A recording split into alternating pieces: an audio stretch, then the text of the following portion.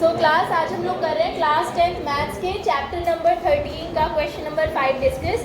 Question number 5 अभी जो हमने प्रीवियसली जो क्वेश्चंस डिस्कस किए थे इस चैप्टर से, उसमें क्या होता था कि एक 3D ऑब्जेक्ट होता था, 3D शेप कोई भी, और उसके ऊपर दूसरी कोई 3D शेप होती थी और उसको हमने सॉल्व किया था कि किस तरीके से हम उसका सरफेस एरिया निकालते हैं, उस कॉम्बिनेशन ऑफ सॉलिड का कैसे सरफेस एरिया हम फाइंड करते हैं।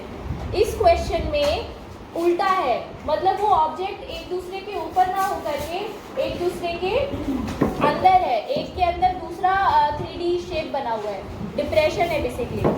ठीक है, तो आपको ये चीज़ बतानी है कि कैसे इसका सरफेस एरिया कैसे कैलकुलेट करेंगे हम।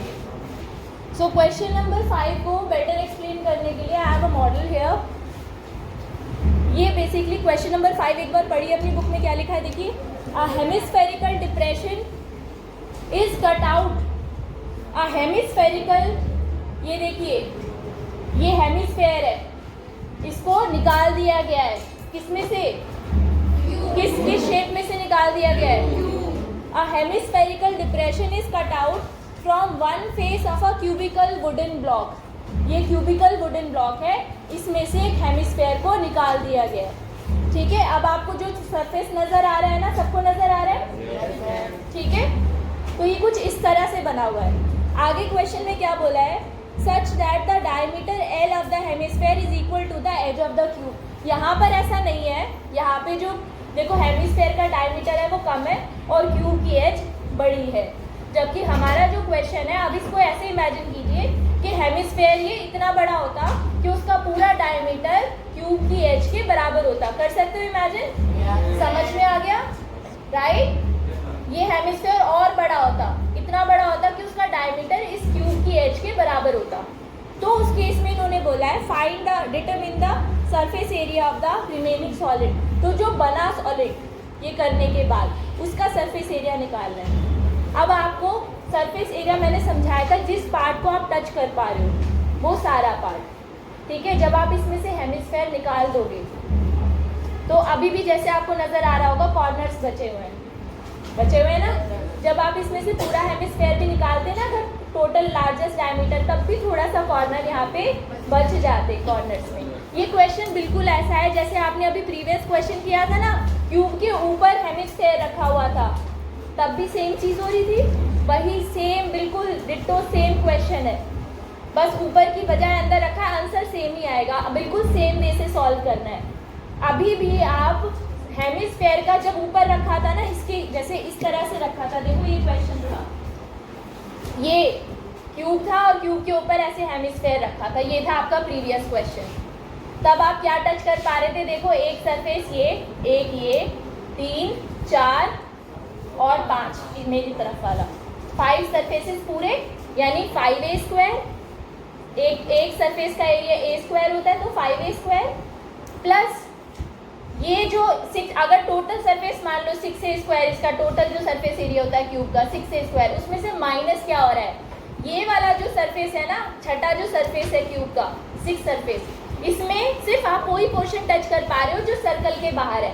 हेमिस्फेयर की वजह से जो सर्कल बन रहा है उसकी बाहर जो किनारियाँ है ये वाली, सिर्फ उसे टच कर पा रहे हो। यानी 6a² जो टोटल सरफेस है क्यूब का, उसमें से इस पोर्शन को, सर्कल वाले पोर्शन को माइनस कर दो, जिसको हम हेमिस्फेयर के होने की वजह से टच नहीं कर पा रहे हैं। किसके पार्ट की बात कर रहे हैं हम? क्यूब के पार्ट की बात कर रहे हैं। समझ में आया? क्यूब का टोटल सरफेस एरिया होता है 6a², उसमें से हम किस हिस्से को टच नहीं कर पा रहे हैं? वो सर्कुलर पार्ट जो हेमिस्फेयर की वजह से हम नहीं छू पा रहे हैं। तो 6a² में से πr² माइनस कर दिया। बात हो गई कि क्यूब का कितना हिस्सा हमने टच किया, क्यूब का कितना सरफेस एरिया है। और अब बात करते हैं कि इसके बाद क्या टच कर पा रहे हैं? तो हेमिस्फेयर का जो कर्व सरफेस एरिया है उसको टच कर पा रहे हैं ना। हेमिस्फेयर का CSA क्या होता है?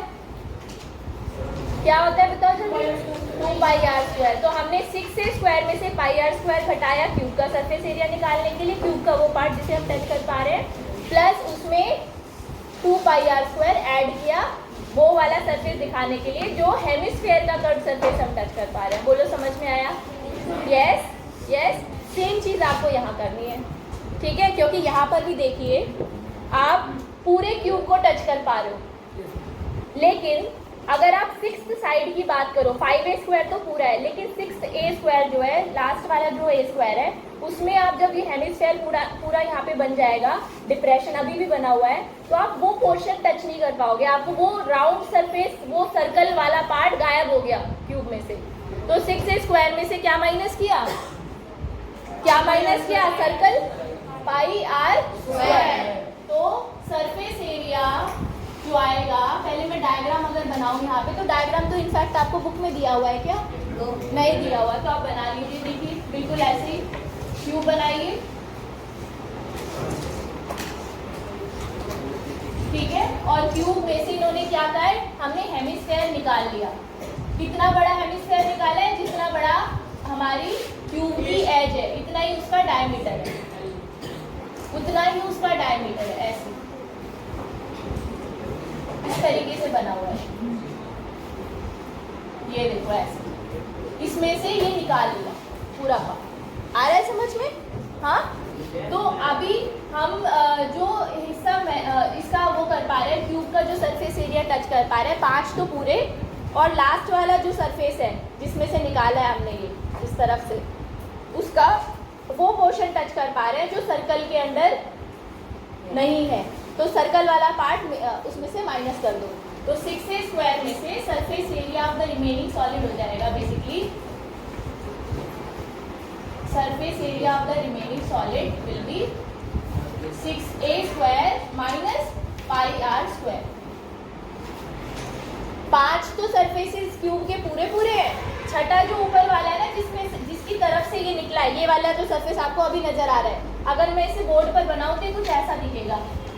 अगर ये डिप्रेशन हेमिस्फेयर और बड़ा बनता तो ये कुछ ऐसा दिखेगा। तो ये एक स्क्वायर है ना, ये वाला सरफेस क्या है, एक स्क्वायर है। स्क्वायर का एरिया कितना होता है, a²। उसमें से हमें ये तो निकालिए, तो खाली है ना हिस्सा, इसे तो टच ही नहीं कर पा रहे हैं, तो ये वाला पोर्शन बचा। तो 6a² में से हमने πr² माइनस किया। बोलो अभी समझ में आ गया? हाँ, यस। तो 6a² कैसे आया टोटल, उसमें से πr² माइनस कर दो। क्लियर है? ठीक है, चाहे डिप्रेशन हो या उसके ऊपर रखा हो, होगा इसी तरीके से क्वेश्चन। अच्छा, अभी ये हमने क्यूब की तो बात कर ली। अब जब आप इसके अंदर हाथ डालोगे, क्यूब के अंदर जो डिप्रेशन बना है, हेमिस्फेरिकल डिप्रेशन बना है, तो आप क्या टच कर पा रहे हो, मुझे देख के बताओ। यहाँ से मैं क्या कौन सा पोर्शन टच कर पा रही हूँ, बताओ जल्दी। Curve surface area of hemisphere, तो वो ऐड हो जाएगा, है ना। तो CS से, ठीक है, तो यहाँ पे हमें ऐड क्या करना है, CSA of hemisphere. CSA of hemisphere कितना होता है, 2πr²। ठीक है, आ गया ना समझ में? अभी इसको और बेहतर तरीके से अगर मैं लिखूँ ना, एक्सप्लेन कर, मैंने डायरेक्ट फॉर्मूला लिखा है, तो मैं इसे कुछ इस तरह से लिखूंगी। देखिए, मैं लिखूंगी total surface area of cube, CSA of cube, जैसे माइनस करेंगे area of circle made by hemisphere. Hemisphere की वजह से जो सर्कल बन रहा है ना, made by hemispherical depression, plus फिर प्लस क्या करेंगे, हेमिस्फेयर का CSA ऑफ हेमिस्फेयर। ये मैंने समझा के लिखा है कि हम क्या क्या लिखने वाले हैं। अब फॉर्मूलेस लिख दीजिए इसके, 6a² minus πr² plus 2πr²। ठीक है, अब इसे सॉल्व कर लीजिए। तो 6a², ये दोनों सॉल्व हो सकते हैं, माइनस πr² और प्लस 2πr² को सॉल्व करोगे तो प्लस πr² आएगा। क्या हमारे पास r है, रेडियस है, बोलो कितनी रेडियस है, डायमीटर हमारे पास है क्या, कितना है, L है। ओके, तो डायमीटर है हमारे पास L, तो रेडियस हो जाएगी L/2। अच्छा, ये A कितना है, इस क्यूब की एज कितनी है, जितनी डायमीटर है उसका हेमिस्फेयर का, L ही इसकी एज है ना। आ रहा है समझ में? जितना डायमीटर है हेमिस्फेयर का उतनी ही एज है क्यूब की, यही तो क्वेश्चन में दिया हुआ है। तो 6a की जगह आप लिखोगे L² और πr की जगह आप लिखोगे L/2 का स्क्वायर। इसको सॉल्व करोगे आपको मिलेगा 6L² प्लस πL² अपॉन 4। 2 का स्क्वायर हुआ तो 4 आया। ठीक है, इसको फर्दर सॉल्व कीजिए आगे, तो एल स्क्वायर कॉमन ले सकते हो, आपको मिलेगा 6 + 5/4 सेंटीमीटर। सेंटीमीटर है, मीटर क्या दे रखा है, यूनिट्स दिए हुए, कुछ नहीं दिया हुआ, तो स्क्वायर यूनिट्स। आप इसके एलसीएम लेके फर्दर सॉल्व भी कर सकते हो, एलसीएम भी ले सकते हो इसका, या यहाँ पर भी छोड़ सकते हो, ठीक है।